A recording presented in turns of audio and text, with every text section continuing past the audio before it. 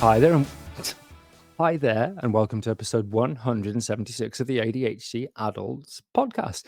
I'm James Brown, the man who was fatigued with this podcast about 160 odd episodes ago, and I'm joined as usual by Dr. Alex Connor, who can find setting and resetting his traps very fatiguing.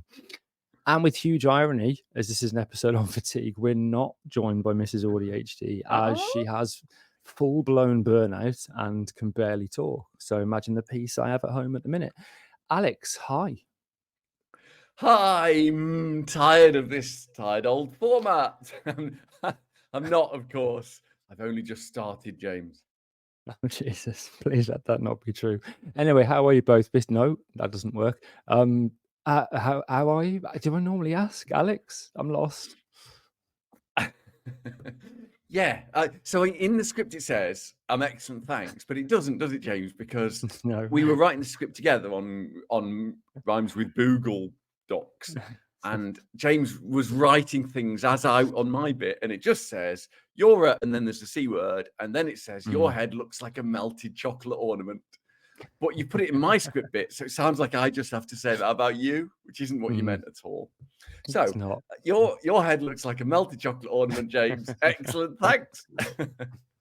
We're in a prime time at the moment, aren't we? We're competing in a world of podcasts with award-winning insights that are, and I've summarized them in my own way. I'm rich because my ADHD allowed me to inherit money from my dad, or my ADHD allows me to think outside the box, and so does my private education. I am so tired and fatigued of listening to that bollocks.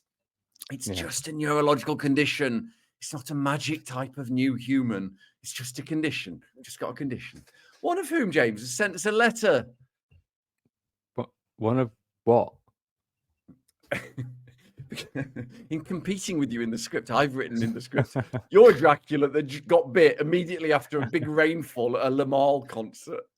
Instead of then it says, ironically, your list of coexisting conditions is a never-ending story as well, which is what Lamal sung the last time I bought a record. Double bubble, that is, mate. Two jokes for the price of one. That's right. It's completely lost it. That's right, James. It's a letter from. I just better check who it's from. It's from Robert from Kidderminster, James. It says, I know. It says, I listened to your last episode on partners with ADHD, and I wonder whether James knows that Partners with ADHD was the title of the first ever paper published on ADHD in 1798, although it was specifically aimed at cowboys. Partners. Jesus, has he been taking lessons off you? He goes on to say, this one isn't in the usual format, but really made me laugh down here, so it's staying in. To be fair, cowboys are often progressive and use non-binary pronouns. For example, there's gold in them there hills. That's good. Thanks, Robert. He does write better than you. I mean, it was a weird one, but he does write better than you. Yeah, he does, yeah. We've had a real letter. Can I read it out? No. Yes. Thank you. It's from Tanya Willis, and it says, "Kia ora, Alex, from Dunedin in New Zealand or Zedland." It says here. There we are. This is me reading now. I'm not saying it. There we are. All the phonetics you could ever need. We'll try not to turn this into Sam's CV, but my 20-something son was diagnosed last year, then me a few months ago. Like so many other spices, I've had you accompany me on my, and then in parentheses, God, I hate this term, close parenthesis, journey.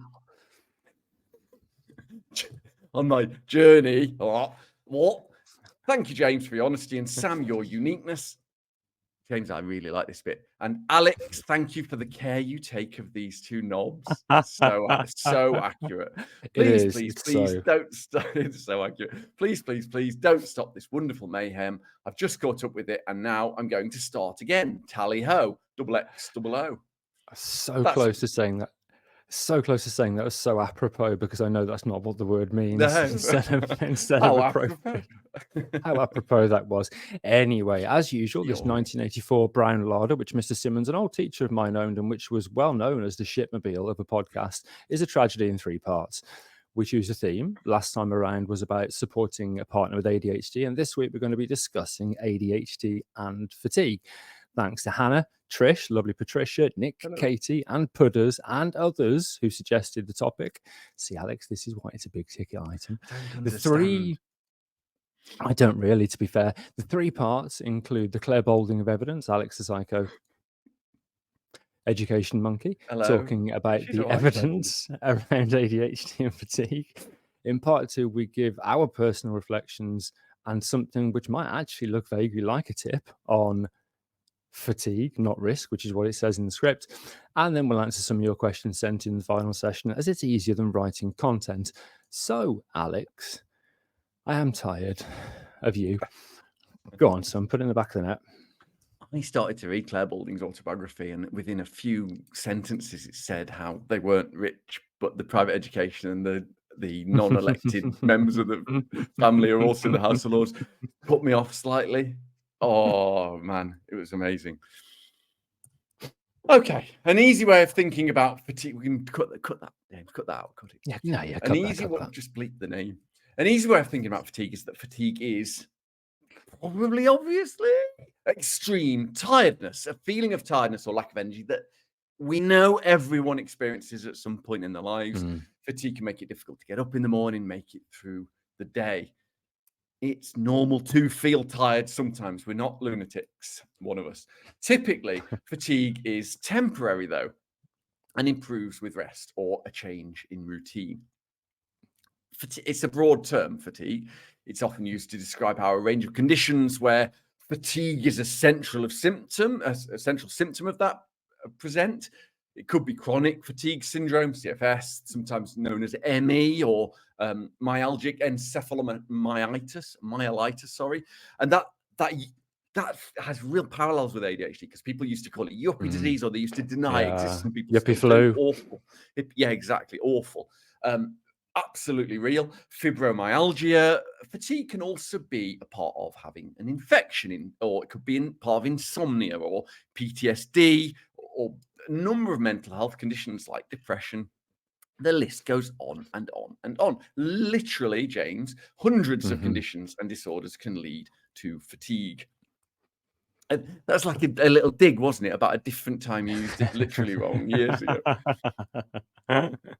Acute fatigue is usually circumstantial. So not been sleeping well, working harder than normal, fewer available virgins whose necks need a good biting than are usually available, James. But if there's no obvious cause of the fatigue, or if it doesn't go away, then it is probably time to go and see a doctor, as there may be a deeper issue.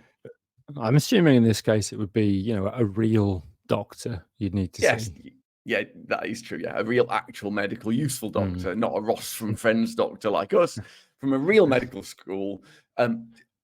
James's doctor is a drawing of a test tube on McDonald's napkin, but not like that. So an actual, useful kind. You've read it then? My doctor, because that's a pretty accurate description of it, to be honest. What really annoys me is your doctor is actually better and more relevant to medical science than mine. That pisses me off slightly, if I'm really, really honest, in the cold light of day. We can cut that.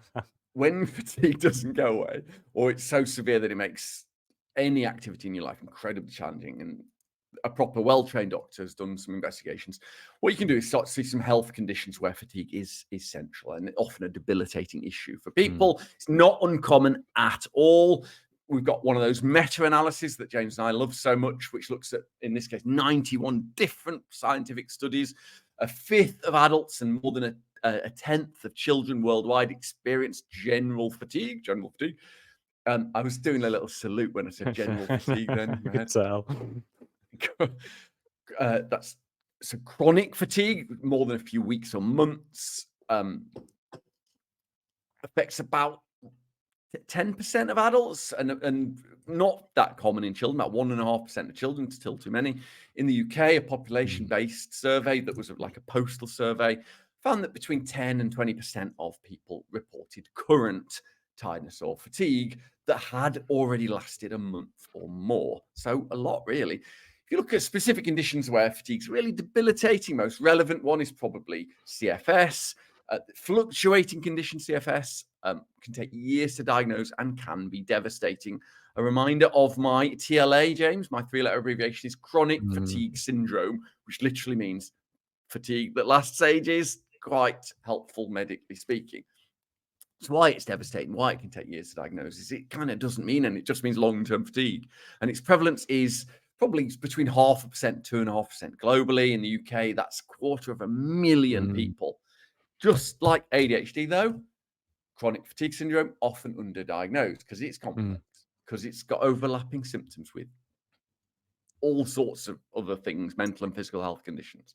And now we've got, of course, post-COVID fatigue.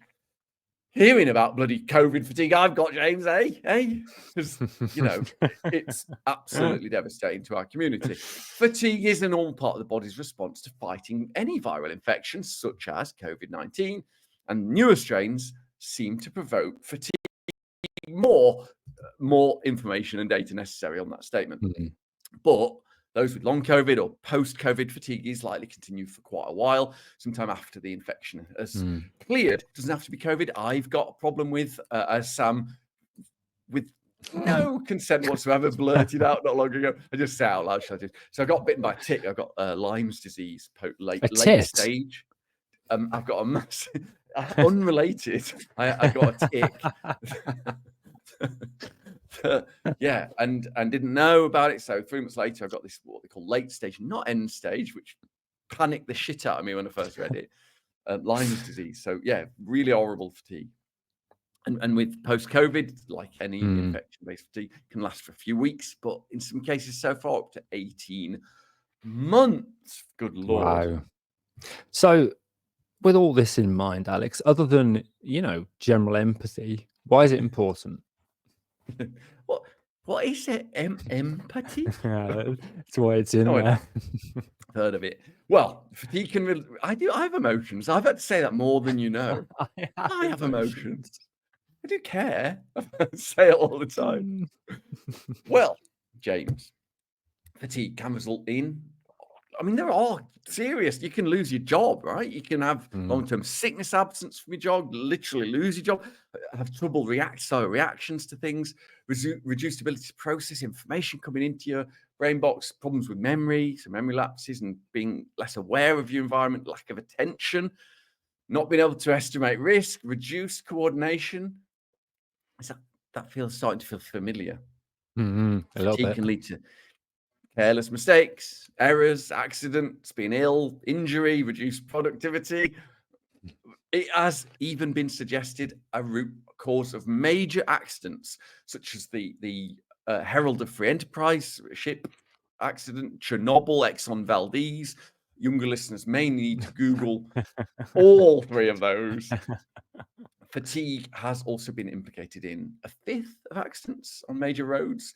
It's reported to cost between 100 million and £250 million a year in terms of accidents in the workplace alone.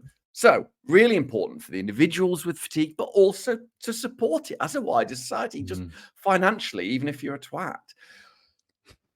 That's fatigue in humans. Did Dracula's get fatigue, James? Did they get tired? Whatever. And he says, being given the chance, what about an ADHD, Alan? Well, James, it's a very good question. I have to say that now. As you must now suspect, ADHD and fatigue are related, or else this wouldn't be one of your big ticket episodes, would it now? I'm doing the Birmingham accent, Birmingham. You call yourself a so-called podcast daddy, and yet you ask that. Fatigue is, do you call yourself that? I call it you. Yeah, we know it is. How often have you heard people go, ADHD is a superpower because we're always so full of beans? We're full of beans. I've heard it so many times from people who only see us in an exciting and new environment. They don't see us when we're at home afterwards. Fatigue is quite a common manifestation of ADHD, especially in adulthood. I say especially, it's because I haven't checked in children. I should have done no work. Probably as a kid. I haven't even looked. Yeah, can't. Did you ding that? Yeah. We cannot ding sentences like that. Try and stop me. No, I can't stop you ding. ADHD and fatigue are related. just start with sleep issues in general. Up to 4 out of every 5 adults with ADHD have got sleep issues, maybe connected, maybe because of, maybe just coexisting. We've got excessive daytime sleepiness, postprandials, post-lunchtime sleepiness, and fatigue. Ugh. Fatigue can be absolutely persistent, even without a fatigue-related condition in ADHD. ADHD is not always, doesn't have to be, don't panic, characterized by physical fatigue. Many adults with ADHD report chronic mental and physical tiredness, often related to difficulties in managing tasks, attention, and time. I love how you started off with a wonderful positive intent of, don't worry, it's not always characterized by physical fatigue. It's sometimes Yeah, usually it's characterized by though. chronic mental and physical Yeah. tiredness. Like, that's better. There are people with ADHD that is disabling for them who don't feel fatigue more than like normal, regular tiredness. That's the problem with this podcast, right? Everything we say, you don't have to have. You're still allowed in the club. It doesn't work like that. We're so different. That's why all these freaking podcasts and Twitter things going, ADHD is. I'm always thinking, mine ain't. Mine isn't. You've distracted me, but you're right. Yeah. Is a big ticket item the positivity of mental and physical? This is why we don't win awards, James. That's not. It's not, is it? It's not. Yeah. We should be doing a podcast on. This is why you've got all the energy in the world. You lazy bastards. Can we talk about central fatigue? We may, yes. This is also known as central nervous system fatigue, CNSF, I guess. And it occurs when our brain is unable to maintain the effort needed to get you to produce the required power for movement, right? This is how the body works. It's an engine where we plan stuff in our brain box and we tell other parts of our brain box to move the arms and legs, and all of that requires energy. This kind of fatigue can cause issues with muscle function, exercise performance. Some people think maybe it's a protective mechanism so we don't get injured. And then that becomes inappropriate. So it's working too well at stopping us doing stuff. It can cause inattention. And unsurprisingly, the reason it happens is thought to be due to neurotransmitter activity, probably with neurotransmitters like serotonin and noradrenaline. And you may have heard of this, James, dopamine. Not heard that one. They are implicated in how they regulate movement and energy levels. And central fatigue is seen more in ADHD. It's interesting when you look at that list. I mean, obviously the inattention bit, but those 3 neurotransmitters, which are probably 3 of the central ones, it does kind of make sense. Anyway, what about chronic fatigue syndrome? So that's kind of fatigue in general, I guess. I wasn't listening, obviously. But what about something like CFS? In ADHD, yeah, it's a really good question. But can I just ask you to shush? Adults are talking. Well, an adult. This is how I look after you. Fucker. Isn't it? Just shushing you. Yeah. There's again evidence that there is higher prevalence of ADHD in people with CFS. Fatigue in general. So people with ADHD on average have more fatigue. People with ADHD on average seem to have a higher levels of CFS, chronic fatigue syndrome, the condition. They're different things, both in childhood for CFS and adulthood. I've checked that one. So, and a lot more as well, like 4 to 5 times higher than has been documented in the Gen Pop. Can we normalize Gen Pop, please? No, who do we write? We can't. No, we can't. Gen Pop. We need to stab it, don't we? On top of this, people with CFS in whom ADHD persists to adulthood. So it's all of them because it's a lifelong neurodevelopmental condition. Apart from in the literature where it isn't, I don't know why. So CFS in adults with ADHD developed 5 years earlier than it would have done in general. Wow. We have more severe anxiety, more severe depression symptoms, high risk of suicide, I'm afraid, than people with CFS, chronic fatigue syndrome, who don't have ADHD. This isn't just tiredness, it affects every aspect of your lives. What is interesting, and again, probably not unsurprising, got my double negatives wrong, probably not surprising, is that the exact percentages of chronic fatigue syndrome in ADHD isn't widely known because research, slow clap to more research needed, please. Considering Gollum, she's actually lying over on the bed over there, but she has burnout. What about burnout? Is it the same? Is it linked? Yeah. I mean, these terms are sort of quasi-medical conditions, aren't they? It depends who you talk to, whether they're actually officially separable conditions. Probably the WHO would say they are, and we would as well, I think. Burnout and general chronic fatigue syndrome are similar. Of course they are, but they are distinct conditions, we think. They have different causes, different diagnostic criteria from the WHO and not the band, and they have different long-term implications. Burnout is a psychological syndrome or condition that results from prolonged exposure to stress, chronic work-related stress, for example, primarily driven by factors like excessive workload or lack of control in work or insufficient reward in work or unfair treatment, mismatching your values as an individual and the values of the work environment. This is how the WHO, we should just, because it's a medical thing, we should say Doctor Who, just to clear up any confusion. Yeah, this is I'll how Doctor go Who with that. Yeah. But they see it as an occupational, just a purely occupational issue and not a discrete neurodivergent issue. That needs to change. And I've written that needs to change, but it's James has persuaded me that's James's thing, and he's right, and I agree with him that needs to change. As burnout can result from chronic stress and can lead to persistent exhaustion, mental fatigue if left untreated, Sam, it can compromise the body's ability to recover.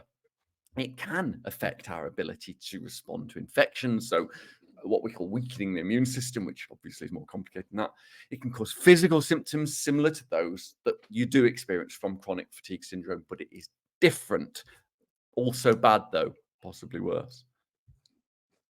I think after all that, I'm starting to join you in the club of being frustrated that I don't have the good ADHD where there's loads of energy, quick thinking, I want the good one. Come on, the good one. Because I'm tired all the time. Anyway, I'm tired of that, so we'll take a break. We'll be back in part 2 to give some reflections and tips. See you in a bit. Bye. No. Yes. No. Goodbye. Alex, hi. Aight. What's up? Hello, Governor. Jesus already. Welcome back to episode 176 of 2 of the 3 ADHD adults, where we are talking in part 2 about ADHD and fatigue, excessive tiredness. As always, but not as always, in part 2, we're talking personal reflections and tips. But it's me bringing us back instead of Sam because, ironically, of fatigue. Okay, James, tell me, how do you... We all know ADHD is a superpower. And innately, we are full of energy, full of beans, especially when on our own. So, dynamos. If you're going to tell me you're sometimes tired, I'm going to question your diagnosis because that can't be true. Thoughts? No, I'm always full of energy. I've never felt tiredness at any point. No, I honestly, at the minute, I mentioned this to you, I think, before we started recording with Sam and burnout. I genuinely thought in the past, and you disagreed with me, and you may be right. I thought in the past I'd had burnout. Now I've seen the burnout Sam's in. Fuck me, that's a different monster. But whilst I may not have been in burnout, or I may have lightly fingered it, I feel like I've always been tired. And I feel at the minute that's probably metacognition, like that's always been the case. And what's really interesting to me is I had my first hypomanic episode last week. I messaged you about it. First for what, like 3 weeks? First for a year. I hadn't had a hypomanic episode for a year. Yeah, and when I've seen my psychiatrist, she's been saying, well, the medication should reduce the depressive issues and not the hypomanic, but I hadn't had it. And my new test for hypomania, I've realized, is, am I on LinkedIn? Because I fucking hate LinkedIn, and I found myself at 4 a.m. answering all of my LinkedIn questions because I was so full of energy and desperate to communicate with people. And the 3 or 4 days I was hypomanic, I had all the energy in the world, and that suddenly made me realize how tired I'd been. for the months before them. But as you know, and most people know, I have very poor work-life balance, and don't really engage in a lot of the healthy behaviors that can help with fatigue. Now, I know people and have known people with chronic fatigue syndrome, and I've seen how devastating it is. And like you, I can remember back in I suppose it was the 90s, maybe late 80s, when it was called yuppie flu, and you had all the typical right-wing press saying it's just an excuse for people to get off work, it's not real, etc. And there are so many parallels with how ADHD is viewed now, that it's just an excuse for some people. And I hope it doesn't take the kind of 20 to 30 years that it did to get from there to here for ADHD. But if you look at all of these issues, so I had COVID about 8 weeks ago. My sleep pattern is obviously all over the place. I have been lightly fingering burnout while staring into its eyes intently for a while. And some days, honestly, particularly in the morning, it's hard for me to even move. And I'll get up, and I started a new strategy for this. I'll get up, and for the first couple of hours, I can't move. I can barely talk. I'm so tired. But this is masked by my medication, my stimulant medication. So when that kicks in, all of a sudden I've got normal energy levels. I can do work, etc. And then when it kind of wears off at about 3 or 4 o'clock, back to being utterly fucking shattered. So there's this underlying fatigue that I've got all the time, which isn't chronic fatigue syndrome. I don't think it's burnout, but it is long-lasting fatigue that doesn't necessarily have the fuller symptom profile of chronic fatigue syndrome. But like I say, seeing Sam in burnout, I think there's a big difference between that over there on the bed and what I feel. In terms of a tip, and you'll know this from the half-ass kind of shambolic coaching that you do, change is important. If you are chronically fatigued, if you have chronic fatigue syndrome, if you're, in a dalliance with burnout, etc., you need to ask yourself why that is. Why is it that I'm so fatigued? And you probably need to think about making some difficult decisions, because often this comes from the things that we've talked about, like a poor work-life balance, like not self-caring. And these are things that many adults with ADHD have got. So question yourself, why is it? Is it because I'm working 12 hours a day because I feel I have to make up for the periods of the day when I don't work? Is it because I'm not ever engaging in restful activities?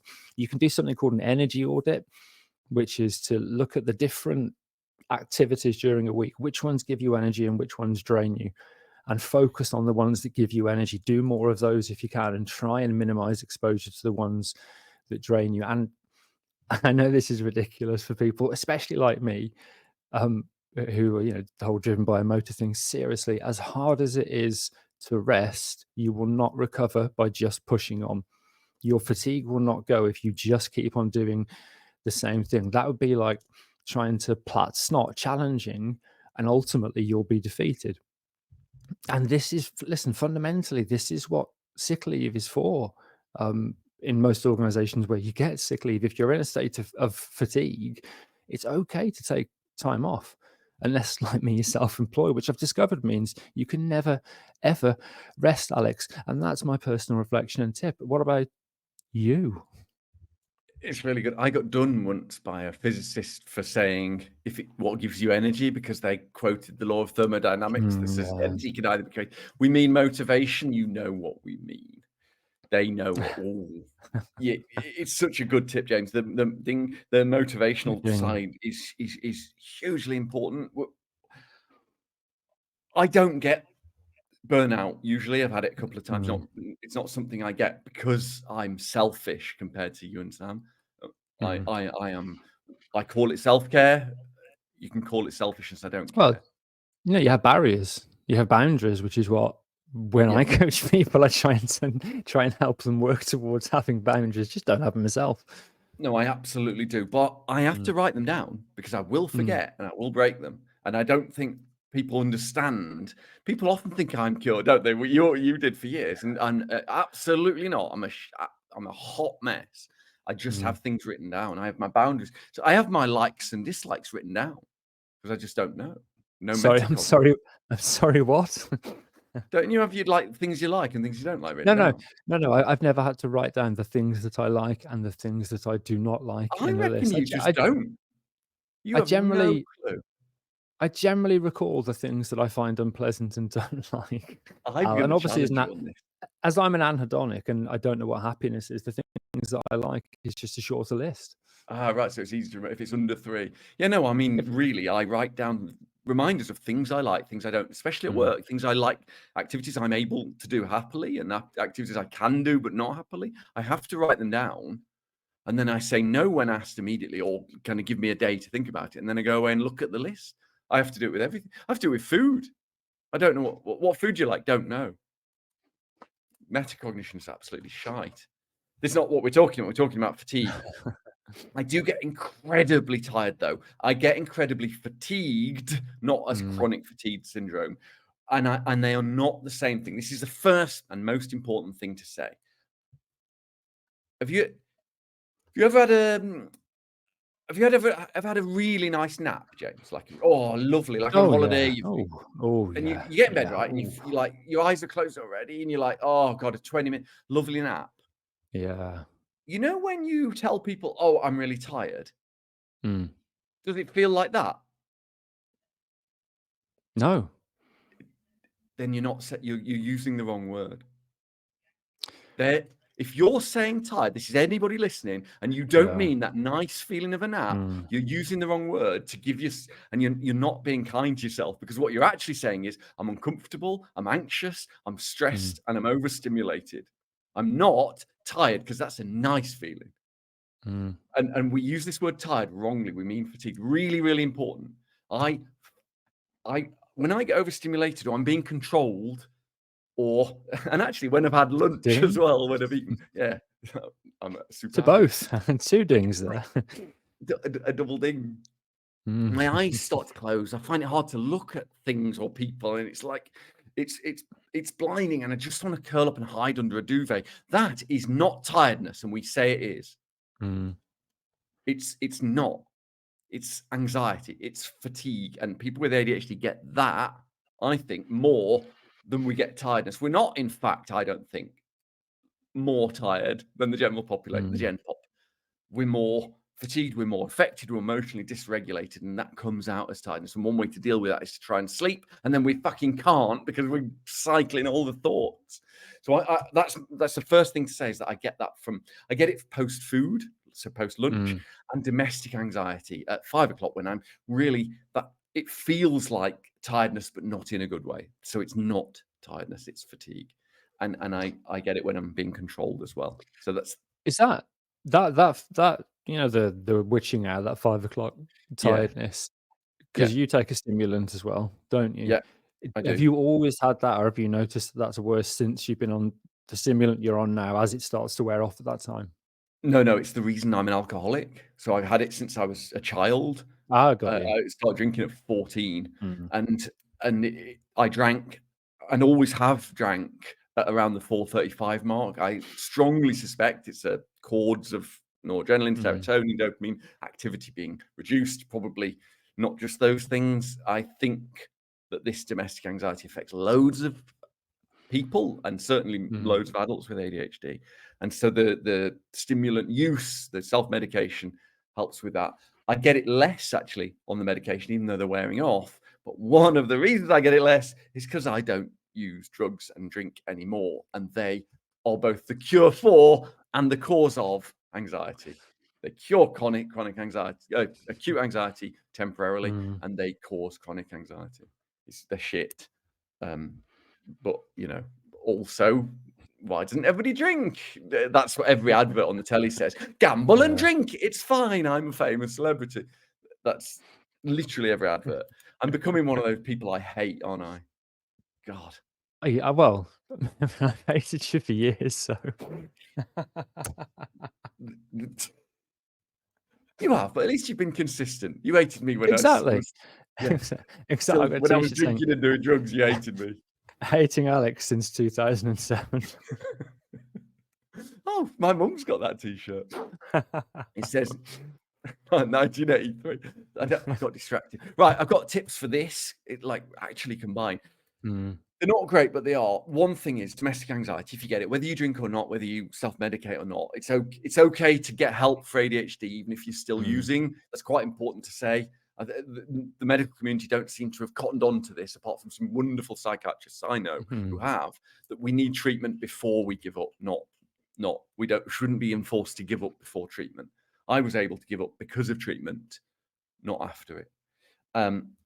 And one way to help with domestic anxiety is you've got to be a little bit selfish. You've got to, so the horrible feeling of shame and guilt of at 5 o'clock not being able to sit and watch the programs my wife wants to watch, or do the things, maybe go out at 6 p.m. and do you want to go shopping after work kinds of questions. No, I have to watch US Office, for example, or something that is really, really short-term rewardy for me.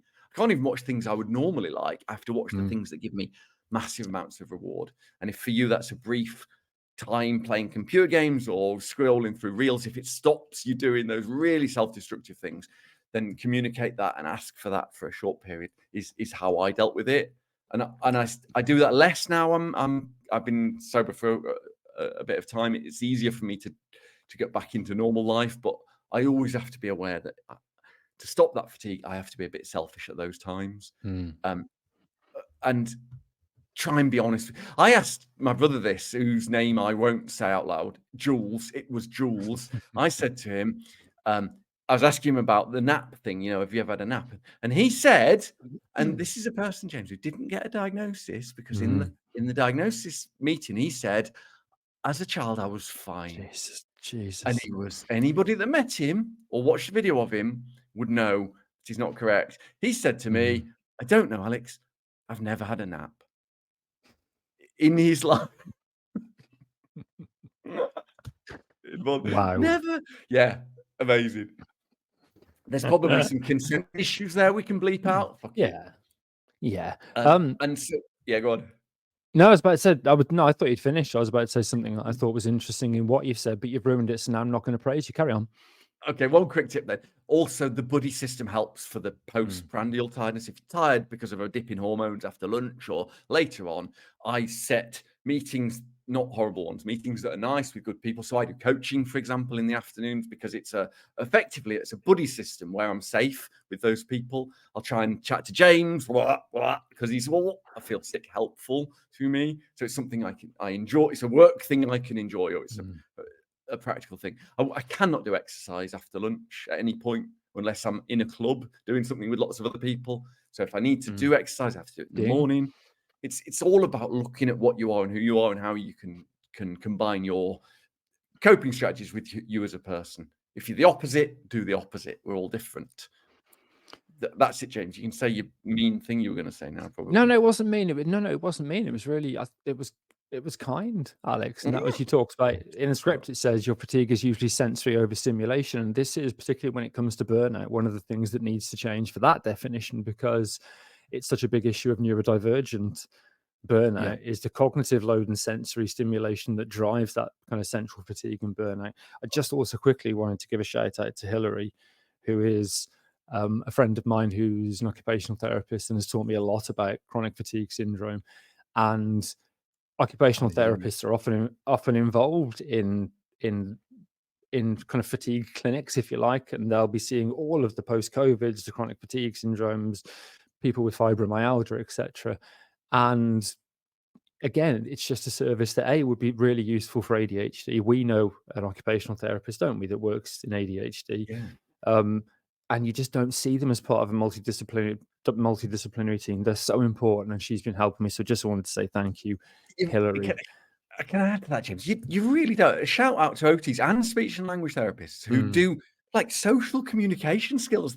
Like everybody I know thinks they just help you say your R's properly if you go and they do. They are so broadly and brilliantly educated, both OTs and speech and language therapists. They're doing a brilliant job for the neurodivergent community. Hi. Yeah, we got time for a game. Oh, I've just checked and we haven't. Well, I've just checked and we have. Anyway, obviously we've forgotten the score, but I think what we're going to do is whenever we end this series, we're going to do a final one where if you get it right, you win the series. There's going to be some jeopardy involved in the final game, whenever that is. I might be in the lead by then, though, mightn't I? I think it's unlikely because this Okay. series isn't going to go on until the year 2029. So I've, Alex, Yeah. stopped smoking again. I haven't smoked Congratulations. I haven't smoked for 9 days. And there's been a couple of days, like even last night, where I've really wanted a I fag. bet, yeah. Well But done. I'm currently not smoking. But a couple of days into not smoking, I had a moment of weakness, and I knew that I had a couple of fags left, and I thought, "Oh, it's okay, I'm just going to have those fags because then they're done." You know how you convince yourself. Oh, I do, yeah. 20 But I years of drinking. couldn't, and that's the reason I haven't smoked for 9 days. So what's the reason that I couldn't? Oh, good Is one. it A, I'd scrumpled them up and throw them in the bin. So I dug through the bin, got them out, and tried to repair them, but they were unsmokable. So A, chucked them in the bin, still got them out, couldn't smoke. Was it 2, I'd left them outside in my smoking area in the rain, so they were soaking. So I put them in the air fryer to try and dry them out, and they were unsmokable. Or was it trois that I did the smoke of shame, which is I had actually already smoked them, so I went through the massive pyramid of nip-ins left outside in an ashtray to try and garner from about 6 different dotches enough tobacco to have a smoke, and didn't, so couldn't smoke. So in any case, I didn't smoke. So was it I chucked them in the bin, got them out, left it in the rain, put them in an air fryer to dry, or picked through the pyramid of nip-ins outside, but still couldn't get enough to have a smoke? One of the diagnostic criteria of ADHD is makes careless mistakes, not paying attention. And starting the stem of this story with I had 2 cigarettes, and the third one being I didn't have any cigarettes. It's amazing. So I think probably discount twa on that one. And the worst bit about this is I'm 99% certain I'm still going to get it wrong. I think that you would have no shame of going through a bin because you've done bum drugs. Yeah, That's what I know. Yeah. And that's drugs that have been up a bum. So you tried to, and at least you to try and dry some cigarettes in an air fryer. So I reckon that one. Do you go with the air fryer, not the bin? No, not now. You're looking at me like that. I'm doing the other way around, just because you've said it the other way around. So you're going with the bin, not the air fryer. Yeah, it's the air fryer. Oh, you shit! Yeah. And that wasn't. Oh God, I hate you so much. It wasn't an attempt to derail you. It's just the way you said it. I can see you going through a bin, and then I think I just got confused. But yeah, it was the air fryer. Through a bin. That's why it wasn't true. I should have stuck with me. Stupid game. Yeah, they were soaked, and I put them in the air fryer and kept on checking on them, and then they were dry, but just couldn't get any smoke through them. I get a lot of messages from people telling me they scream at me in the podcast how bad I am at this. Like they think I must be doing it on purpose. It genuinely annoys me. The only thing about the entire podcast that annoys me. Hi, Sam. Sam and I did a thing for AuDHD. It's a good one. AuDHD Towers. A video on.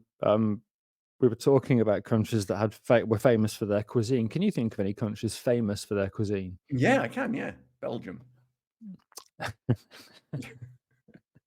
Well, Sam couldn't think of France, and this went on for about 10 minutes. The word cuisine being... Yeah, exactly. Amazing. Being French.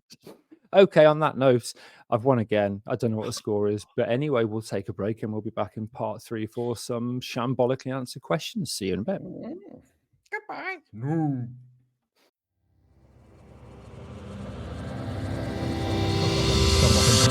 Hi there, and welcome back to episode 176 of the ADHD Adults podcast, where we're discussing ADHD and fatigue. In part 3, as usual, we'll answer your questions. She's not here, so we can't do not our questions, they're your questions bit, but I've just done it anyway.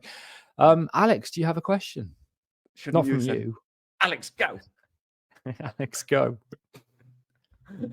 I do have a question. It's from Lana, and it says, just wondering if you guys experience a dichotomy in your CNS, central nervous system.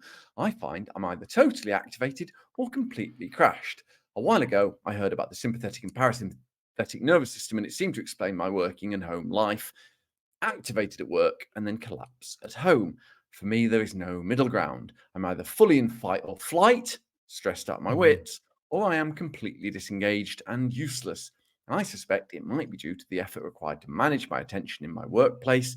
Is there any research around this theme? Keep up the great work. Really good question. James, what are your thoughts? You're a sort of professor. Yeah. First of all, the great work, I'd say that's a poor end to the question, because it's shoddy work that we're doing. But Lana, I appreciate the positive intent. The one thing that I know that has some evidence is that ADHD is associated with dysautonomia, and that means dysregulation of the autonomic nervous system. It's the reason we are more likely to have POTS, that postural orthostatic tachycardia syndrome, where if you stand up, your heart rate can suddenly, if you sit down, your heart rate can suddenly increase, or orthostatic hypertension, when you stand up, your blood pressure drops. So our parasympathetic and sympathetic nervous systems often don't work in the way in which they evolved to do. So it's certainly possible that the manifestations of the fight or flight, or the rest and digest, or feed or breathe system, can be different in ADHD. It's also possible, particularly with the fight or flight response, which is we're often in a state of because of anxiety, whether it's uncertainty, job stress, etc., that it feels like you're like that most of the time. And then the opposite of that is exhaustion, because of constantly being in fight or flight. So it's definitely possible that you may be dysautonomic. Lots of us may be dysautonomic, but it could also be just that almost persistent fight or flight. Alex? I think if you want to something I always tell med students, because they forget which one's which, is that I have a stupid thing I always say, which is the sympathetic nervous system is fight or flight, which people tend to know as adrenaline, but also noradrenaline. I always say I'm really sympathetic to people who are scared, and therefore that's why I remember that the sympathetic system is fight or flight. But you're not, are you? I'm really not. No. Yeah, you salivate. You salivate when they're scared. Got a semi. Arguably causative. But if that helps you, then great. What I would say is this example from Lana isn't necessarily dysautonomic, because it makes sense, right? If you are in an anxious environment like work and you're stressed, then it is appropriate that you are having a fight or flight, a sympathetic and adrenaline-based response. If you're not facing threat at home, it makes sense that that's dampened. And so actually, in this case, what you're having is probably relatively quite extreme, but typical responses to threat. And that's the key to the problem with ADHD, is it can be external dysregulation. So inappropriate emotional reactions, and both the sympathetic and parasympathetic nervous systems. Parasympathetics chiefly, as James said, resting and digesting and feeding and things. When you're running away from a tiger, you're not thinking about sleeping or shagging, right? So that's why it's the opposite one. And it's typically acetylcholine, but absolutely not only that one, that causes us to relax and rest. And they're in balance with each other. If you have a stressful situation at work that is very stressful for you, but maybe not to other people, you could argue that is an inappropriate emotional hormonal reaction. And it's that people with ADHD. So what you might actually be experiencing, Lana, is quite a typical neurodivergent response to stress and then being at home. I have a similar thing. What I also have is a stress when I'm at home for no reason whatsoever. Then that's, again, that domestic anxiety, and that is disordered, because it's weird to feel anxious about having the whole evening with nothing to do. That's a strange and atypical thing that is familiar to a lot of people with ADHD. James, stop me, I'm boring myself. No, I'll only stop you because obviously the fact that you said it might not be dysautonomia immediately started me Googling or checking the page that I had open, because I wanted to prove you wrong, obviously. And just to clarify. Yeah, I wasn't. Yeah, Mike. No, I'm only joking. Just to clarify, anxiety. It is a manifestation of it, but you're right. I think particularly when you're in constant fight or flight, and then get out of that situation and then feel that exhaustion, it could be the all or nothing that you mentioned. So would this is me actually asking now, annoyingly, is dysautonomia not just the opposite, but also too much in this case? So too much would also be a form. Okay, yeah, I take it back then. And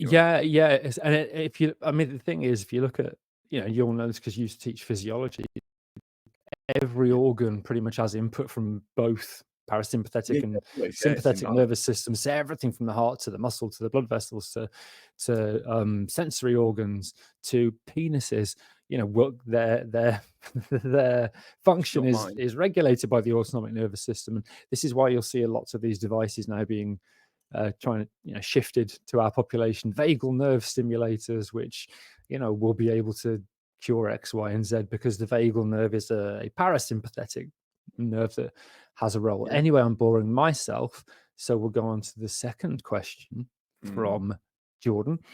It says, hello, I'm a listener from Australia. I'm 27 and also have ADHD. Not sure if you have touched on this subject. If so, I'll give it a listen. But my question or topic is life plans.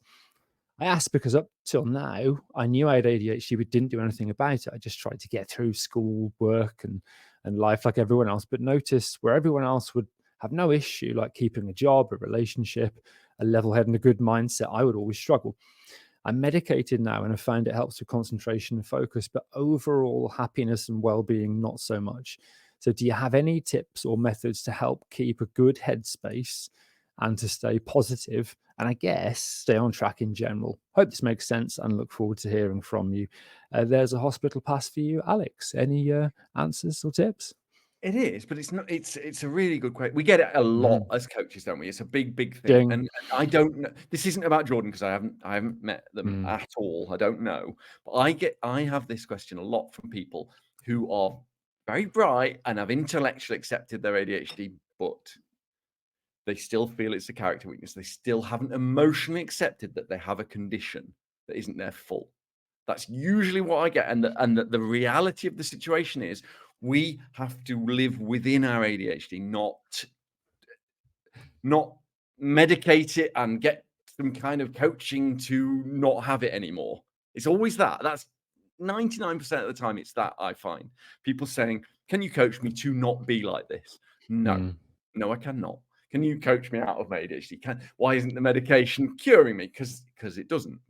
And I think that the answer is form follows function. That's, to be really blunt, what makes you happy, apply those things to your life, not the other way around. So I have to, again, metacognition, James, I literally have to write down, have a positive lens in my office. It's ridiculous. It really does, because I'm a grumpy bastard sometimes. And I have to remind myself that I'm going to die one day. I have to literally remind myself. That's why I wear this on my wrist. It's merch from the podcast. I wear it to remind myself that I'm going to die and everybody I love is going to die. And that, believe it or not, helps me create a positive lens. It allows me to think, okay, if that happened tomorrow, would I want to be a grumpy bugger today? Would I let people tell me what my ADHD is today? No, I bloody wouldn't. So I'm not going to. And it's that really. It's don't be afraid of writing it down.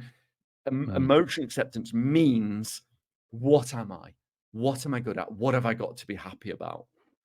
Why am I wasting time on people with hair like that? No offense. no. We hadn't recorded for a little bit, James. And as soon as I got down here into the studio, I thought, oh yeah, I was missing this. Suddenly I felt really happy to see you, which no one's ever said before. Very true. But it's because we work well. We like this, right? And therefore do more of this. And Jordan, it's that. Figure out who you are, what makes you happy to achieve in the moment and to have done, and build your life around those things. I got divorced the first time because I was pretending to be somebody else. I was waiting to grow up. Why am I not enjoying 3 hours in a museum followed by a garden centre? That's what grown-ups are supposed to like. And now I love museums for 12 minutes where I run around, look at 7 things, don't read anything, and I fuck off. And that's that's okay. That's all right. It's a choice. What about you, James? I've talked too much again. Well, frustratingly, I've had to cross out 2 of the things I was going to say because you've said them, you bastard. And the third one I can probably cross out, which was the authentic you. So what I'll say is that we often have this. I know we did an episode on positive illusory bias, but we often have a negative internal bias. Ironic. And that means that often when it comes to overall happiness and mental well-being, because we often focus on the negative, because we think about the past and grieve or have anger, we think about the future and therefore might have anxiety about things. And it's more difficult for many people with ADHD to live in the present, to live in the moment you're in now, because we're constantly thinking about the past or the future. So that acknowledging that we often have that negative bias and trying to sit with those thoughts and challenging them with some of the positive things that might have happened that day or that week. Alex said this, so I suppose I have to try and say it differently. This is ironic for an anhedonic. That's a nice rhyme. Yeah. Trying to find what happiness is for you, because for me, as an anhedonic, it's just the absence of all the negative stuff. If I'm sat with Sam, for example, and nothing bad's happening, that's probably happiness for me. So having an idea of the things that might make you happy, and again, leaning into those things to try and build a sense of happiness and well-being. And also, I know this sounds boring, wanky coaching advice, but what are your goals? What are your values? Are you living towards them? Do you have long-term goals? Do you want things, other things you want to achieve? And are you living the authentic life that you want to? Or, as Alex said, annoyingly, living a life for or as someone else? Yeah, it's really good. I like it. And actually, you just hit the nail on the head there with doing stuff for people. People with ADHD tend to be externally validated much more than the average. And so most of the people I know who are living their own authentic lives are helping people in a way that is good for them. So they're not helping people by doing all their admin for them, Sam. They're doing like being with them. Or I know someone who works with people who have non-verbal autism, for example, and their day is spent helping these people move forward. And it's there isn't a number of favors that would fill us up. We'll keep doing favors for people if they value it. And if we can combine those with what we're good at, with, as you say, James, with what our authentic selves, I really like it. It's a really way to be happy. Such a good question, actually, isn't it? It was. And speaking of questions, Alex, do you want to round things off with the third one? I will, James. Shall I read out the actual letter, or shall I paraphrase? Because someone, James, deleted the question. Shall I? Just read out what the question's there. Just read it out. Oh, well, it says, "Dear guys, I am paraphrasing as James accidentally deleted the question, but approximately recently I have been feeling Monday morning dread before work, even though I enjoy my job or something and have done other stuff or something. Why might this be? Also, James is ace and Alex still has a face like a melted chocolate ornament. I can't hear my..." And that's because, presumably, you missed off a word. I can't hear my. What on earth were you thinking? Yeah, and that was sent in from Darren. So Darren, Hi, Darren. Maybe write better questions, or just remind me not to delete them accidentally immediately before recording a podcast. So Monday morning dread. I mean, I used to get Sunday evening dread before school. You know, that feeling of, oh God, it's back to school tomorrow. And I think the key thing is, if it's in a job that you actually enjoy, which this letter says, and therefore it's not the job, what is it about Monday morning? Is it that transition from non-work time to work time? Is it because Monday mornings when you're hit with loads of emails and loads of tasks and you feel like you're firefighting? So doing a bit of planning beforehand, whether that's Sunday evening or at the end of the week prior, so you know what you're going to do Monday morning, having a small amount of time, if you like, to check emails and then put them to one side and do stuff that makes you feel like you've started the week well. So whether that's starting on a task, whether that's engaging in an activity so you feel like you're making progress, or doing something you enjoy, can start to get you into that cognitive acceptance that Mondays aren't that bad, actually, because I now control, if you can, what I do on a Monday morning. Alex. I like it. You can also do something on the Sunday as well, can't you? So when you're a psychopath, James, and you're on an aeroplane and there's turbulence and there's a bing bong that you don't understand and you're thinking, yeah, but what if we crash? What if we crash? If you're a psychopath, then you can think to yourself, yes, but in this second, right in this second now, this second of space of time, how am I? Am I crashing? How am I? And the answer is you're not crashing, right? You're fine. And then your brain will go, yeah, but what if I do in 3 minutes? What if? And then you have to repeat it. Well, yeah, but how am I right now? And it's a similar approach here. So on a Sunday night, with that dread, if it's a job you enjoy, if you don't have if there isn't a threat, it's not real, you can ask yourself repeatedly, how am I right now? What is the situation? And it's a form of CBT, really, isn't it? It's you've said it earlier again. It's about saying what thought is true. What is the thought? The thought is I'm anxious about tomorrow. Or what is true that it isn't tomorrow? It's today. I enjoy my job. Right now I'm fine. And that's what. So I never have that Sunday evening feeling. And I know a lot of people who do. One of the reasons is because I don't allow that thought to become cyclic. It's positive lens, blah, blah. There's been a lot of positive lens in this episode. And on that note, yeah, we're going to sod off. So that was episode 176, sadly lacking Mrs AuDHD as she recovers from burnout of the ADHD Adults podcast, where we talked about ADHD and fatigue. We'll have to work out how we're going to do a monologue afterwards. So God knows what's going to happen. But anyway, if you enjoyed this episode, thanks. We'll see you next time. Bye-bye. Bye all. Trigger warning, klaxon. Klaxon. Big klaxon. No. Trigger warning, klaxon. Klaxon. I mean, she's not here for a monologue, so should we talk about the book? Yeah. Yes, please. Yes. There was a press release, wasn't there? Was it on Friday? We've got a book coming out. It's going to be released next year, March 13th, I think, 2025. Our book. Yeah. Does it have a name, Alex? That might be helpful. Oh, yeah. ADHD Unpacked. It's called ADHD Unpacked. And James and I have written a book that is, I would say it's science that is funny. We're trying to do a comedy book that is science, but both lawyers and editors said no to what we've written. Yeah. So it's just a science book that's not that funny, but yeah, it's out whatever date Alex said and whatever the name of the book is next year. So look at it. Is it Adult ADHD Unpacked? Have I got the name wrong? No. We wanted that, but they said no. Oh, yeah.